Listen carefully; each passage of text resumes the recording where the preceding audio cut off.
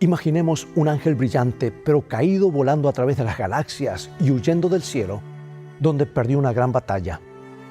Él entonces encuentra un lugar en el universo donde seres creados aceptan su sistema alternativo de gobierno, el planeta Tierra. Es aquí donde él continúa su lucha contra el gobierno del amor de Dios. Sin embargo, Dios envía a su propio Hijo para rescatar al planeta perdido y gana la victoria colosal de la cruz. El ángel caído Lucifer falla en lograr que Cristo abandone su misión salvadora. Lucifer es derrotado, pero entonces se le ocurre su idea más brillante. ¿Qué si él puede tornar el conflicto del bien y el mal y colocarlo al revés? ¿Qué si él puede usar la misma institución que Cristo creó para servir sus propósitos? Hoy aprenderemos qué sucedió cuando Lucifer descubrió su arma secreta más devastadora, la iglesia. Toma tu Biblia y mantente en sintonía.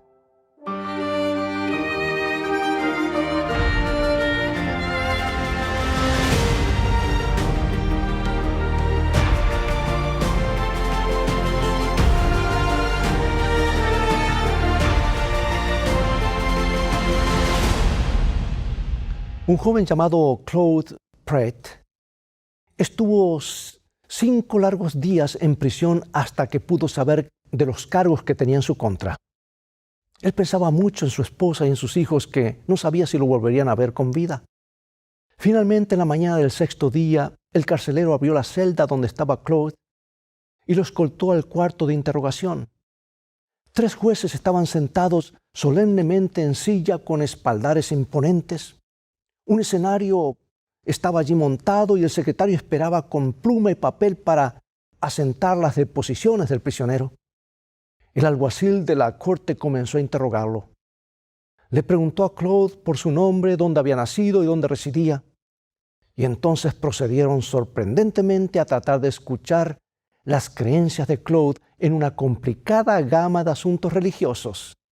Querían saber a qué iglesia pertenecía y la gente con la cual se reunían. Quería saber si había sido bautizado de adulto después de haber sido bautizado como un infante. Querían saber si Claude pensaba o creía que Cristo estaba realmente presente en el pan y el vino de la cena del Señor. Era la clase de conversación que podríamos oír en una sala bien amueblada donde la gente estaba allí y discute puntos teológicos, comiendo tal vez galletas o tomando un té.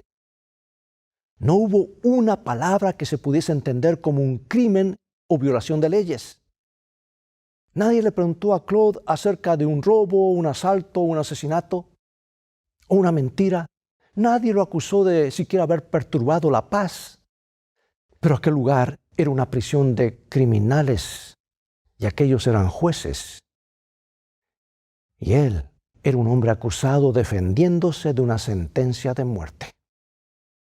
Y cuando Claude se mantuvo evadiendo preguntas concernientes a otros miembros de su iglesia, el alguacil finalmente le preguntó con tono severo: ¿tú estás tratando de no meter a nadie en problema? Y Claude contestó con estas escalofriantes palabras: sí, señor alguacil, porque nosotros sabemos muy bien que nuestra sangre es muy buscada. El hecho increíble es que Claude y sus compañeros de fe esperaban la sentencia de muerte por sus opiniones religiosas.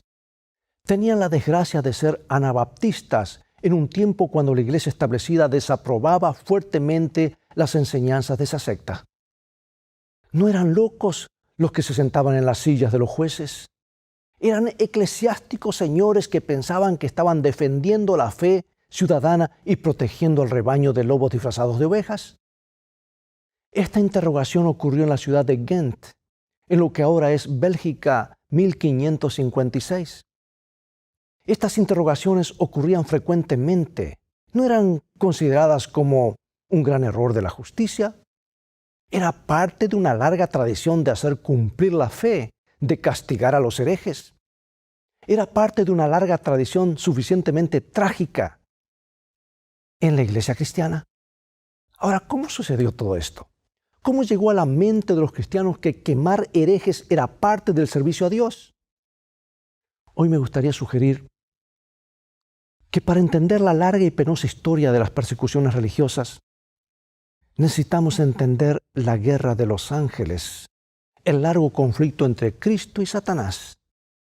Necesitamos tener una visión más amplia del conflicto, porque Cristo ganó una victoria sobre la cruz, sobre su enemigo, sobre Lucifer, el ángel caído que se tornó en Satanás. Cristo lo derrotó. Jesús mostró que Dios podía amar y perdonar hasta lo sumo. Y Satanás fue desenmascarado como un tirano, un ser tirano y destructor. Y aún más, Cristo fundó su iglesia, un cuerpo de creyentes que va a ir adelante diseminando su amor y su gracia en el mundo. Satanás aparentaba estar completamente derrotado. Su forma de manipulación y compulsión había fallado. La forma que Cristo liberó a los seres humanos por el Evangelio había sido exitosa. La iglesia había comenzado a cambiar al mundo al revés. Satanás quería, más que ninguna otra cosa, destruir la iglesia. El libro de Apocalipsis nos habla de esto claramente. Apocalipsis capítulo 12 pinta a Satanás como el gran dragón o la serpiente que trata de ahogar la iglesia en un diluvio de persecuciones. Satanás usó la crueldad de varios emperadores de Roma para tratar de aplastar a la iglesia primitiva. Y muchos creyentes fueron quemados o devorados por leones en el Coliseo romano. Pero como la historia nos muestra, la sangre de los mártires servía como semilla que germinaba y engrandecía la iglesia. Los creyentes se multiplicaban constantemente. Entonces Satanás ideó su más diabólico plan.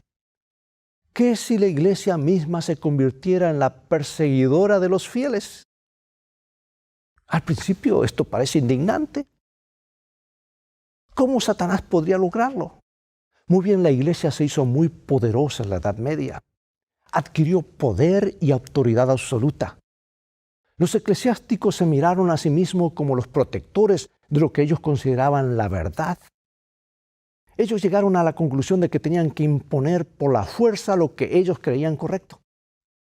Y comenzaron a mirar las desviaciones de sus creencias como un mal terrible que había que extirpar. Así fue como se convirtió la iglesia en perseguidora. Y el libro de Apocalipsis, amigos, nos pinta estos eventos tristes y trágicos. Nos muestra claramente, en Apocalipsis 12 la fuerza detrás de todo este plan perseguidor. El Apocalipsis es el último libro de la Biblia escrito principalmente para la última generación de creyentes en el último tiempo y dice claramente esto. Capítulo 12, versículo 13. Y cuando vio el dragón que había sido arrojado a la tierra, persiguió a la mujer que había dado a luz al hijo varón. El dragón representaba a Satanás. Era el ángel que se rebeló contra Dios y fue lanzado fuera del cielo y vino a la tierra. La mujer representa a la verdadera iglesia de Cristo, los verdaderos creyentes.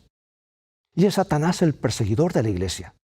Él es el que está detrás de las escenas de persecución cuando las autoridades humanas comienzan a oprimir y a destruir a los creyentes. Y esto se manifestó claramente en el interrogatorio de Claude. Aprendemos de esto en las cartas que este hombre pudo enviar de forma milagrosa a su familia. Un día, 2 monjes vinieron a interrogarlo. Ellos le preguntaron, ¿cuál es tu fe?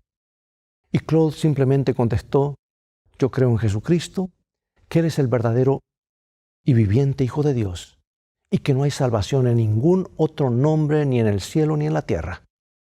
Bueno, eso no satisfizo a los sacerdotes. Ellos querían saber en qué otras cosas Claude creía, especialmente sobre la Madre Iglesia, la iglesia que los monjes llamaban la verdadera iglesia apostólica. Así que Claude les preguntó, ¿los apóstoles persiguieron y mantuvieron a la iglesia con fuego y espada como ustedes lo hacen?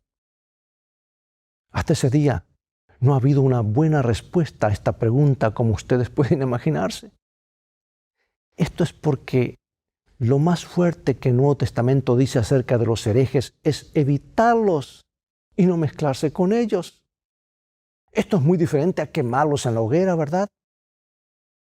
En otra ocasión, un hombre erudito conocido como el decano de Ronce vino a interrogar a Claude. Claude le preguntó de dónde él obtuvo la autoridad para buscar y derramar la sangre de aquellos que que no se podía acusar de ningún crimen. Y el decano le señaló un pasaje del libro de Deuteronomio escrito por Moisés, en el capítulo 17, versículo 12, que describe que los que desafían al sacerdote en Israel son dignos de ser muertos. Y Claude le recordó al decano que no estamos bajo la ley de la venganza, sino bajo la ley de la gracia. Y él señaló que Jesús había declarado una parábola que nosotros no debemos intentar sacar la cizaña de nuestro medio por el peligro de arrancar con ella el trigo en el proceso. En otras palabras, les dijo, no traten ustedes de sacar la cizaña ahora. No traten de destruir a todos los malvados en nuestro medio porque ustedes terminarán destruyendo a mucha gente con ellos. Jesús nos dice, déjenme eso a mí para el tiempo del juicio. Yo separaré la cizaña del trigo, las ovejas de los cabritos. Y el decano contestó que él era suficientemente sabio para arrancar algunas cizañas malas sin dañar el trigo. Pero por supuesto, él no tenía una capacidad que solo Dios tiene. Y Claude y sus hermanos de fe eran cristianos amorosos y sinceros, como el mundo no ha visto mucho de ellos. Ellos estaban delante de su tiempo al escoger una devoción sumisa a Cristo y una fidelidad a las enseñanzas de la Biblia por encima de la tradición.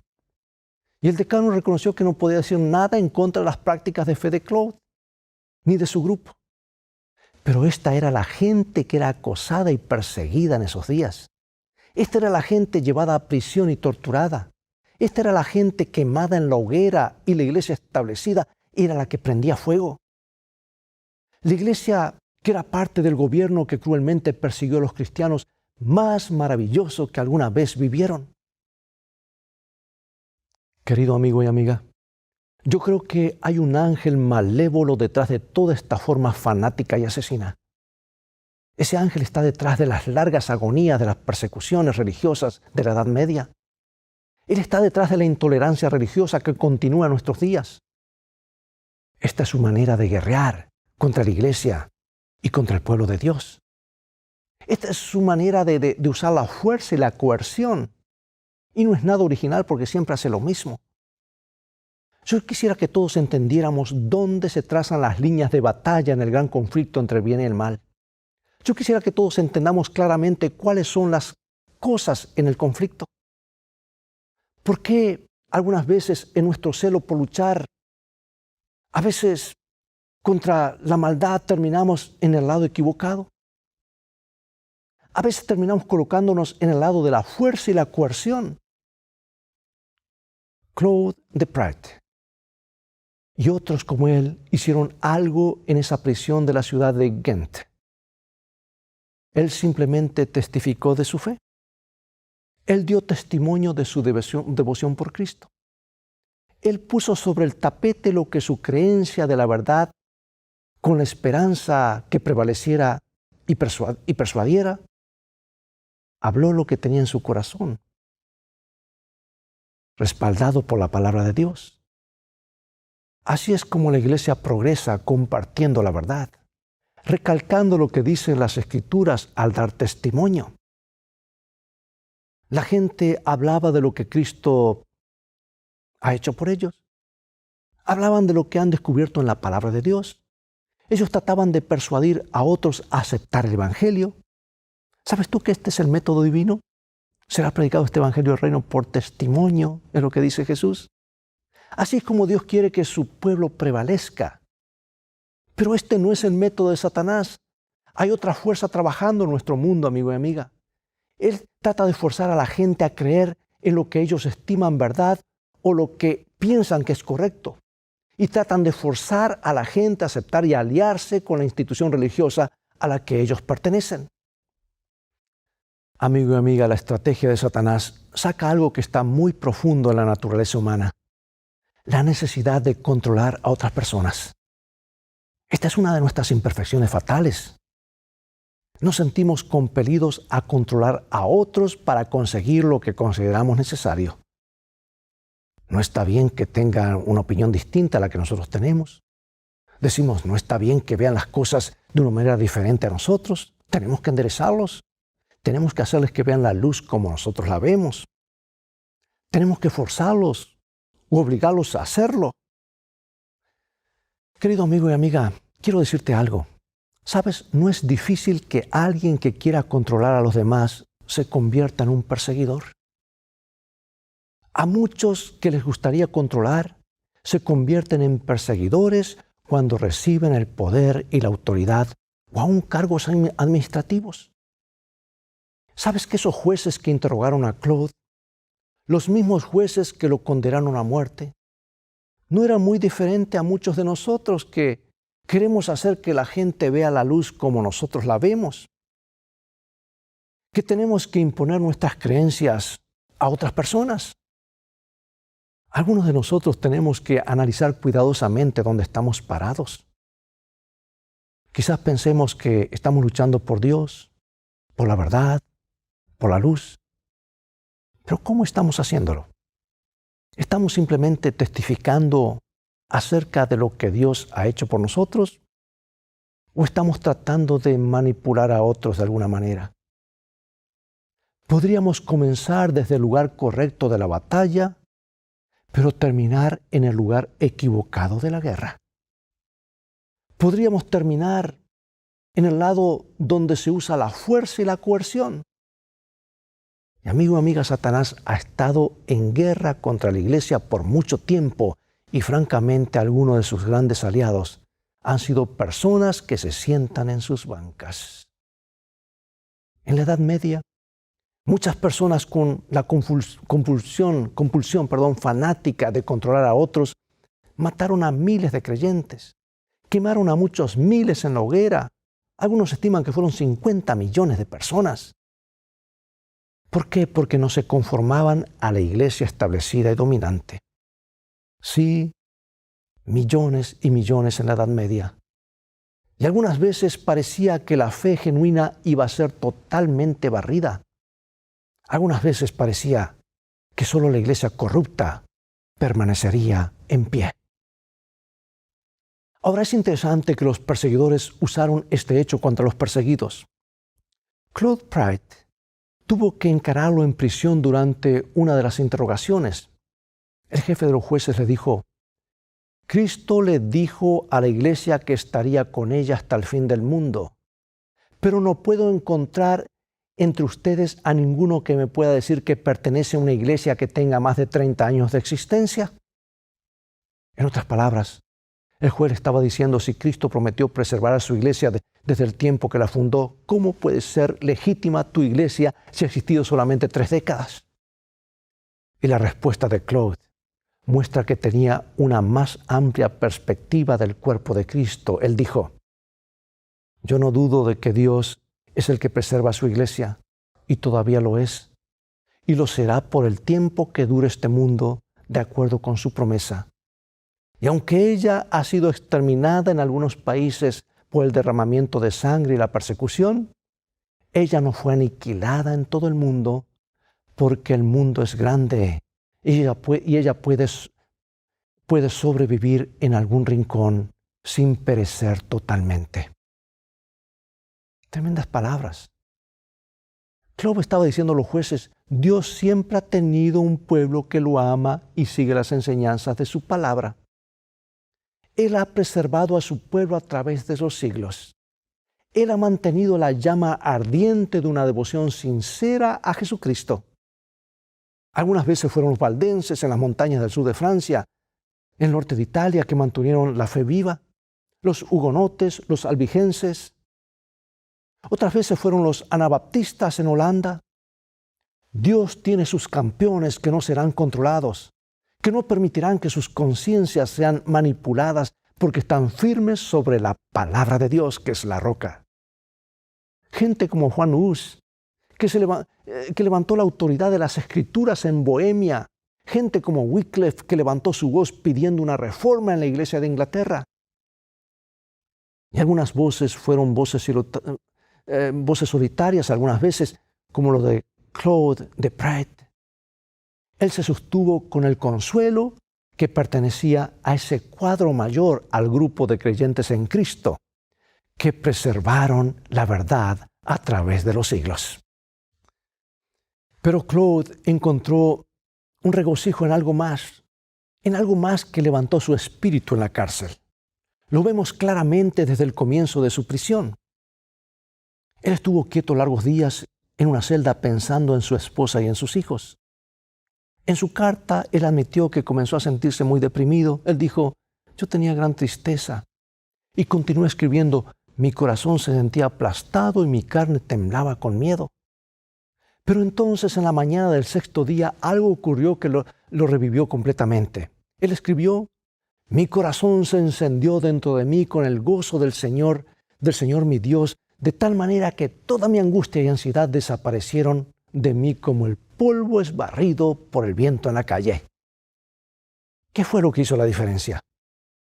Extrañamente, fue el carcelero viniendo a su celda y llevándolo delante de sus acusadores. Fue el comienzo de las interrogaciones cuando su prueba solo comenzaba. Entonces, ¿por qué estaba feliz? Iba a ser interrogado. Por una razón, finalmente iba a tener la oportunidad de testificar de su fe. Finalmente tendría la oportunidad de dar testimonio a favor de Cristo y las verdades de la palabra de Dios. Viniera lo que viniera, sus adversarios reconocerían lo que Jesús significaba para él. Y él escribió, me sentí con alegría, mi corazón levantado al Señor mi Dios, me olvidé de mí mismo, dice él, y de las cosas de este mundo. Claude Prat estaba en el lado correcto, entró en la batalla en la forma correcta, apeló a los corazones y a las mentes de los que lo interrogaban. Él estaba apelando a sus conciencias. El libro de Apocalipsis habla de personas como Claude. Describe lo que conlleva estar en el lugar correcto. Escuchemos lo que dice el Apocalipsis cuando describe a los que se mantienen firmes frente a Satanás, que es el dragón. Apocalipsis 12:11. Y ellos le han vencido por medio de la sangre del Cordero y de la palabra del testimonio de ellos, y no menospreciaron sus vidas hasta la muerte. Compartir el testimonio por Cristo hace la fe mucho más real y le da mucho más valor. Y los creyentes son vencedores por el compromiso total con Cristo hasta la muerte. No están buscando nada más que salvar su piel, no. Tienen una perspectiva eterna, quieren seguir a Dios, no importa las circunstancias, porque están enamorados de Jesús. Querido amigo y amiga, hay un gran conflicto furioso a nuestro alrededor entre el bien y el mal. Es un conflicto que nos obliga a tomar una posición seria.